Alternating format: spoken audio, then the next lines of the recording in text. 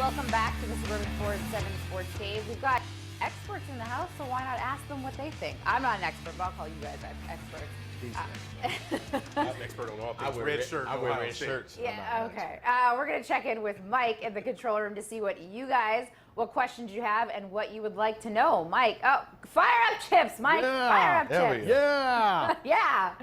The biggest regret we have from yesterday is not having video of me running around the sports office and freaking out at the end of the game because it was pretty amazing.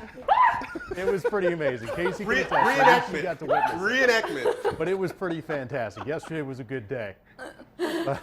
We'll go ahead and jump into what the people are saying on Twitter this morning using that hashtag 7SportsGate. We start off with Matthew Tracy, our pal Matthew, talking about Michigan State. All the pieces are going to have to come together for MSU versus Notre Dame. If anybody can get a team ready, it's Coach D. And as you might expect, a lot of talk about the Lions here on season opening Sunday. Chris says as long as the refs don't mess up the rules today, the Lions will win. Hope Caldwell learned all the rules. Steven says glad Calvin is gone. The Lions are faster at receiver now. Lions win today. The new Batman is Theo Riddick, not the same old Lions.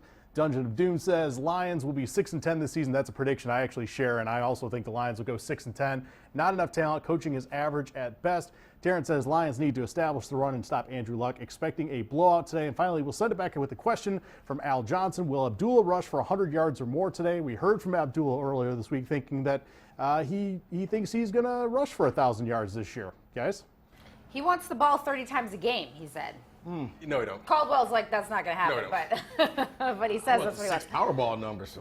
Not in the cards. I don't think he gets to 100 yards. And you know what the thing is about the Lions' schedule, at least on paper, because we really don't know what any of these teams are, but their schedule's not that tough. Nope. They could be probably the most fraudulent 10-6 team.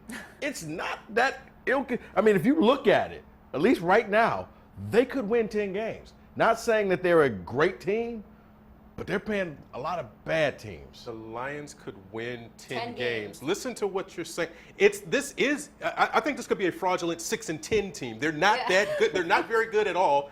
And a lot of the feedback that we're getting from the Lions fans is, hey, can he rush for 100 yards? Hey, they're faster without Calvin Johnson. The Lions are not a better team without Calvin Johnson. Let's not mince words here. People thinking they're glad Calvin Johnson's gone. I'm not going to say I'm glad he's gone, but I think that now it forces Stafford to throw to the other people. It forces him to look, because a lot of times he would just lock in on Calvin, and Calvin's a great receiver. But you also had other guys who could be open. So now maybe, corners can't roll up coverage just on one guy.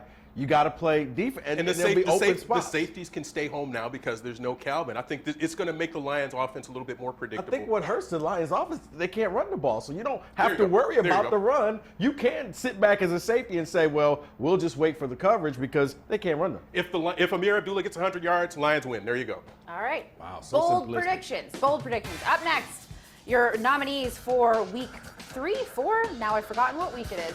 Week 3 of your Leo's Coney Island Game of the Week for high school football. That and some final thoughts coming up after the break.